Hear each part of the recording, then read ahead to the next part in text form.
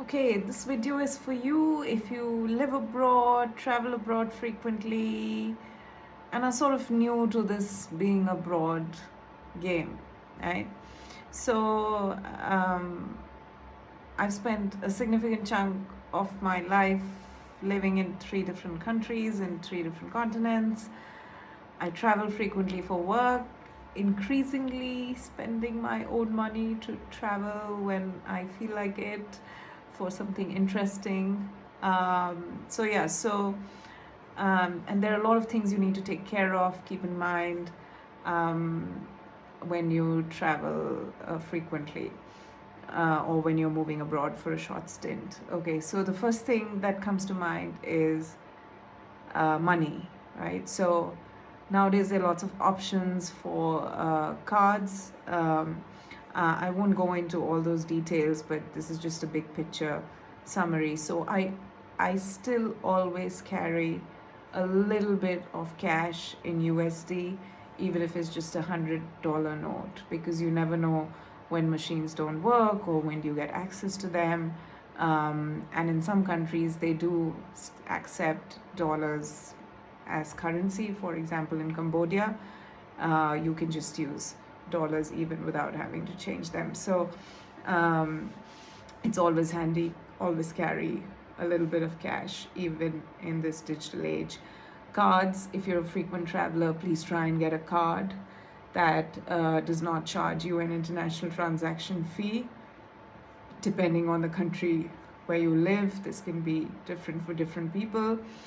Cards which don't charge a foreign transaction fee usually have some annual fee like $50 or $99. Make sure that it's worthwhile for you to pay that and you travel frequently enough to benefit from that card. So that is the first thing, is cash. The second thing, and then cards. And then the third thing is, where do you exchange or withdraw money? Most countries, sorry, that's my table shaking. Most countries, they usually say that the exchange, especially if you're exchanging cash, don't do it at the airport. But in some countries, this can be an exception, and you might get better rates at the airport. So please make sure you Google about the specific country you're traveling to and find out what's the best place for withdrawing cash from the ATM or for exchanging currency. In most places, do try, if you're withdrawing from the ATM. Somebody told me this, that just make sure that the place where you insert your card is not loose, and it's actually fixed to the machine so your card doesn't get skimmed. And make sure there's nobody really hanging around too close to you when you're withdrawing cash from the ATM. Usually, it is recommended, if you're withdrawing cash internationally from the ATM, don't do multiple small transactions because there is a fixed fee for every transaction. Try and take out what you need, as much as you need at once or twice during your stay. Some countries, if you're paying with an international card, they will charge you an extra 3%, even for point of sale transactions. So if you're paying your hotel bill, they'll add an extra 3%. So you may have to, if you're really wanting to save, then you may prefer withdrawing cash from the ATM. That may turn out to be cheaper, and then paying it, or exchanging your dollars and then paying your bill. I don't go so much into detail, and I just bear the slight extra cost. So cash, cards, ATM. So that's your first category of things. The second is SIM cards. I don't really keep up with technology. I have still not used an eSIM. I prefer the physical SIM, and I carry 3 mobile phones and 4 SIM cards at one go. So there are many good eSIMs now, which you can just buy it online and it gets activated on your phone. So there's Arialo, there is Nomad, There are many others. You can figure out what plans work for you. For me, interestingly, I'm from India, and the Airtel international roaming actually turns out to be quite cheap for me. So I tend to usually rely on that. Some countries, if you're going to some remote countries, like, say, a small country in the Pacific Islands, sometimes international SIMs won't work, and you will need to buy a local SIM. In fact, if you are staying for anything longer than 5 days, it may usually make sense to just pick up a local SIM card at the airport and just use that freely, because then you can use as much data as you need and not have to curtail your data usage on your international roaming plan. So always consider buying a local SIM. I think I find that most convenient. I do like to keep my data on when I'm out and about, while traveling, if I'm in a taxi, if I'm walking around, because I need to see the map, and just for my own safety, I can call anyone over the internet anytime I need help if my internet is on. So I like to have good, consistent internet access at all times. And I become quite grumpy if my internet access is not there. Transport, just a tip. Maps. So we feel that Google Maps will work everywhere. It does not work in South Korea. So South Korea, you have to download their specific map application. I'm forgetting the name now. I think it's Kakao. So there are always unique features about countries that you travel to, which may take you by surprise. You always learn new things. So even something as universal as Google Maps does not work in all countries of the world. So keep that in mind.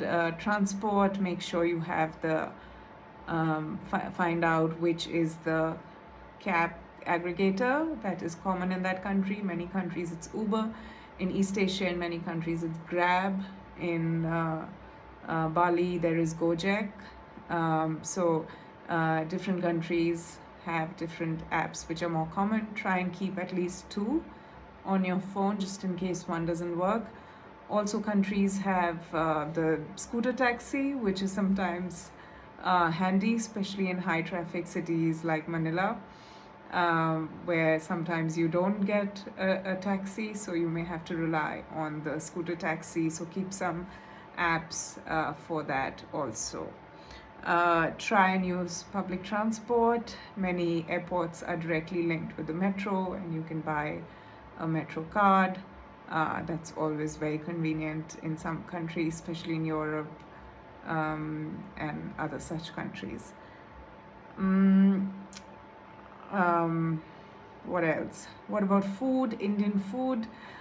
Most countries nowadays, it's easy to access and get the food of your choice, especially if you're in urban places. But sometimes, even now, if you move away from urban places, or if you're going to places which are not, on the tourist beaten paths, you may not get all the cuisines. So that can still be a challenge, especially for people who have dietary restrictions. I don't have great tips. Just do your research for the country you're going to, figure out if the food that is important for you is easily available or not, and plan accordingly. Online shopping makes things very easy for most of us. Amazon is pretty ubiquitous. Some people have principles which tell them not to buy off Amazon.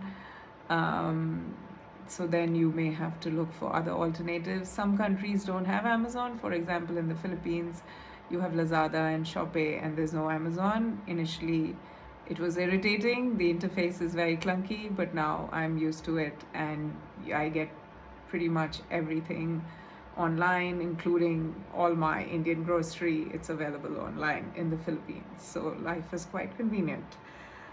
Um, what else? Making friends in a new place.